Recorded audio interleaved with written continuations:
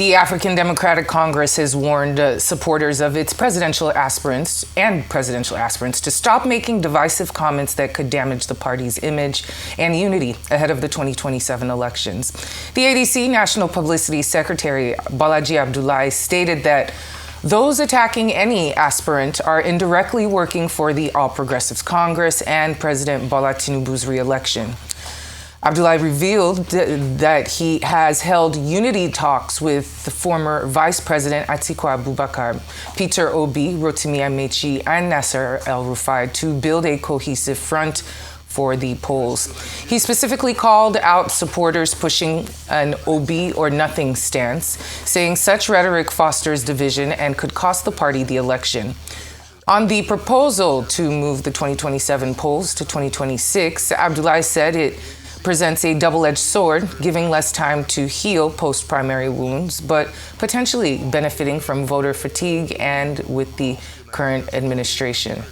Well, for a conversation about the accusations of divisiveness and disruptive tendencies against the Obidient movement and calls for the presidential aspirants in the ADC to close ranks, a stakeholder of the Obidient movement, Justin Ijeh, joins us now.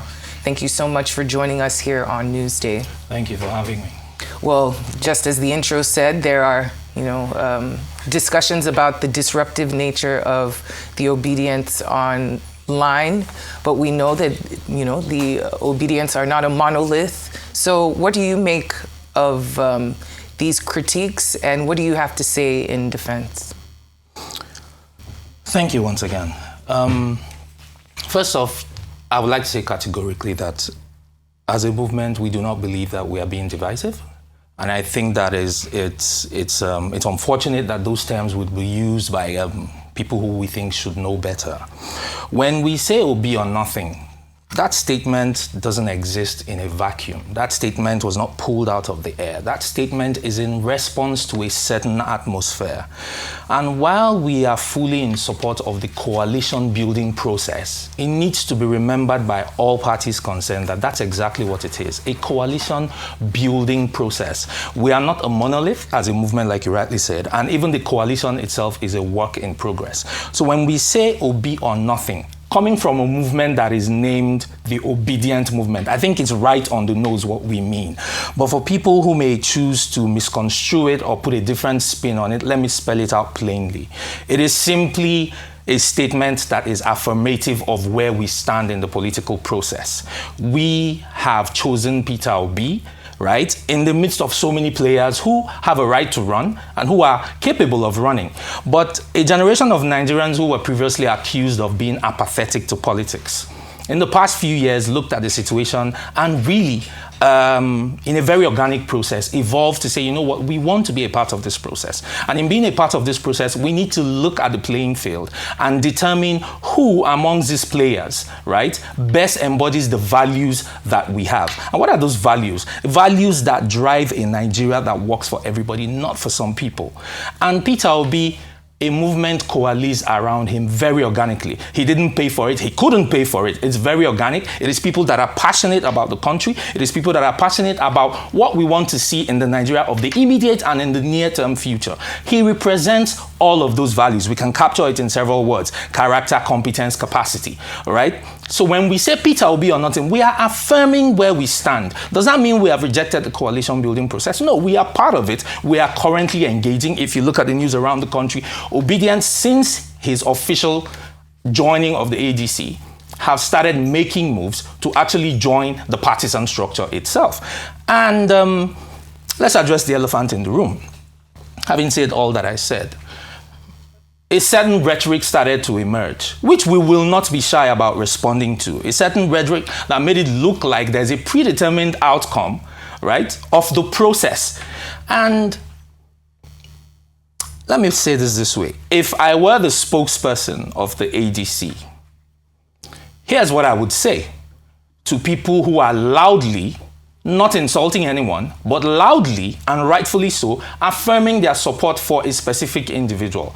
I would speak to their passion. I would not poo-poo it. I would harness that passion. I would seek to gain their trust. And what do you mean by gaining the trust? I would reassure them, because there is a trust deficit in this country in the political space. We have seen movements come and go. We have political slogans come and go. We have all of the things that are going on, and people really are jaded about all that. And there's an uncompromising position about, you know what, we have to get this right. We do not want a country anymore where the aspirations of young people are centered around how to leave the country.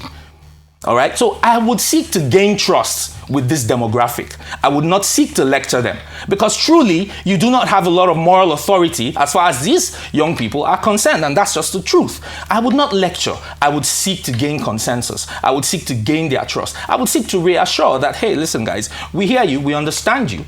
Okay, so here's what we're going to do in this process. We're going to make it as transparent as possible, right? We're going to make sure that all voices are heard. I would not seek to be shutting down any voices at such an early stage in the process.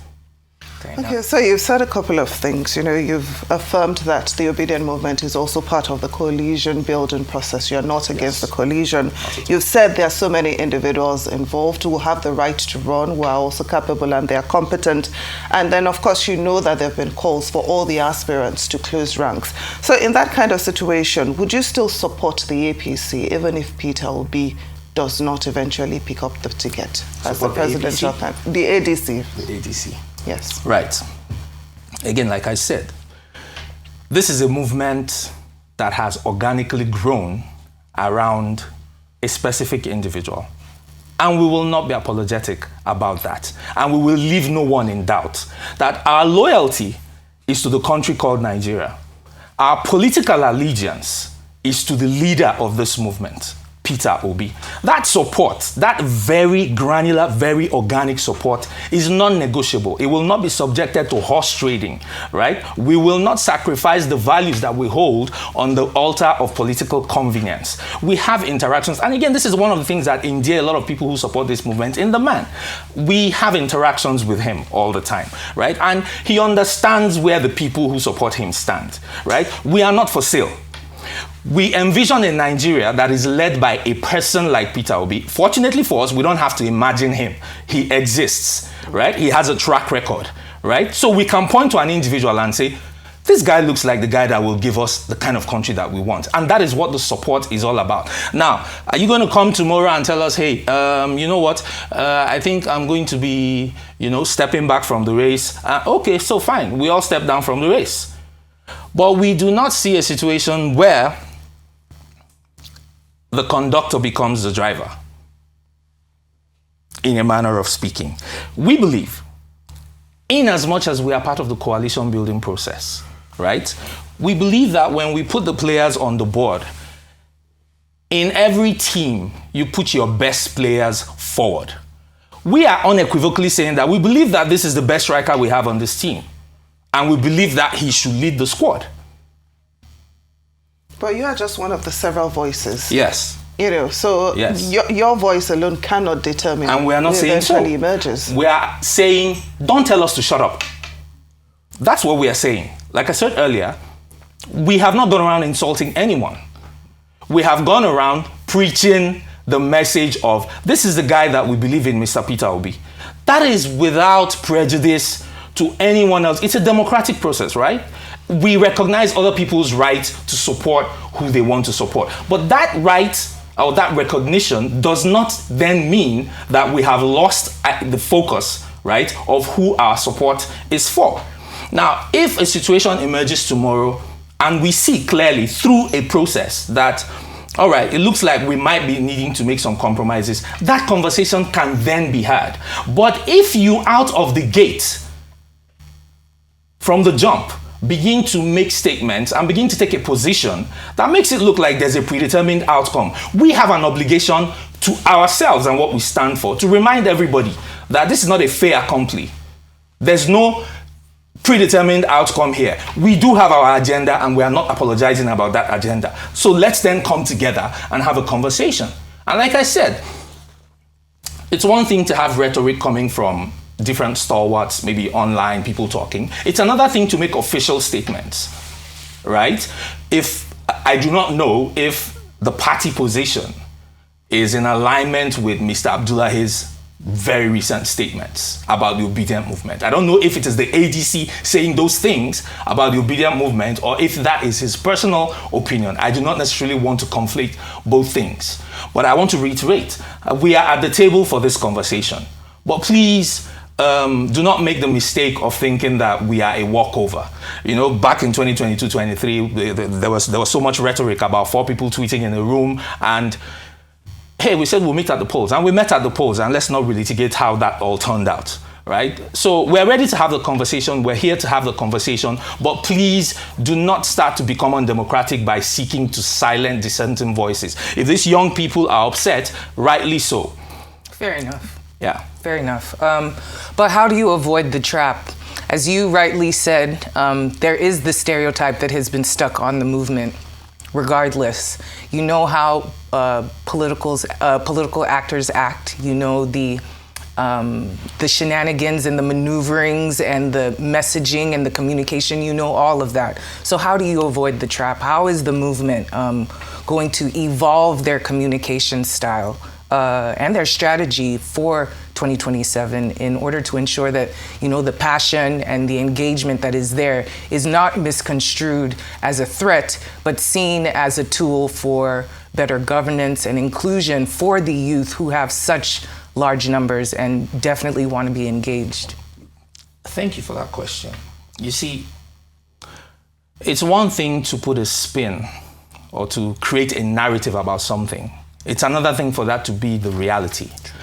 I mean, you're not wrong when you say people call us all sorts of names. But on the ground, in reality, we know who the real mobsters are. We know who the real gangsters are. We know the people who prevented people from voting by deploying thugs and violence. We have never been violent. Our assertiveness should not be conflated with violence. We have never attacked people for any reason, not for their ethnic affiliations, not for any of that, not for their political leanings. What we are very vociferous about and will continue to be about is the message of we want a Nigeria that works. Enough of the horse trading with the future of this country, right? Enough of the political chess playing. We want authentic leadership that listens to the people. We want leadership that actually takes action driven by the needs of the governed. We do not want a pseudo-monarchy in this country anymore. And there is no amount of spin they are going to put on that is going to make us stop talking about that. If we are a threat to anybody, we are a threat to every person who has stolen and continues to steal the patrimony of this country. As far as the democratic process is concerned, we will continue to be the bone stuck in your neck. We will continue to be your nemesis if you continue to look for a Nigeria or try to make Nigeria backwards as we've seen in the recent years. Okay. Now, you talking about the 2023 election. Of course, you talked about the toggery and the fact that some people were prevented from voting, during the last election. So I'm wondering what lesson, would you say the Obidient movement has learned from that 2023 election that will serve you better in 2027? Oh yeah, we did take a lot of lessons. We did take a lot of lessons that are serving us in how we are organizing now. Like I said, the movement was it evolved organically. So maybe a couple of things could have been said about what we could have done better. We've sat back, we've looked at all that, and we have gone through we are going through a very arduous, sometimes painful process of doing the things. We understand the difference between a movement and a political platform. The more, the closer we've drawn, right, to the next elections, the more we've done the work at the grassroots level that is needed to make sure that when we show up at the polls the next time, some of the lapses that we suffered, even though we won the election regardless, some of the lapses that we suffered in terms of organizational structure will not be the problem the next go around. Well, Justin, Ijeh, thank you so much for joining us this afternoon. Obidient movement stakeholder, great conversation. Thank you for having me.